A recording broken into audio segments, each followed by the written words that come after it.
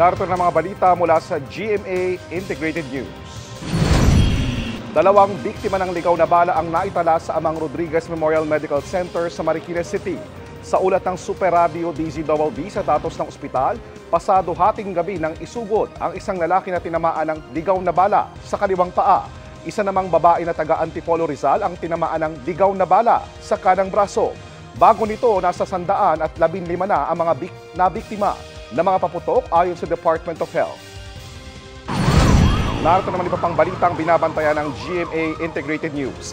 Mga driver na hindi nag-consolidate ang operator para sa PUV Modernization Program, handang tulungan ng Department of Transportation na lumipat ng operator na sang-ayon sa programa.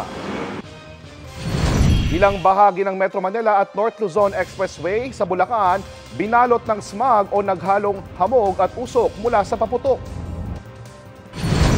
At sunog, sumiklab sa ilang lugar sa Metro Manila sa bisperas ng bagong taon.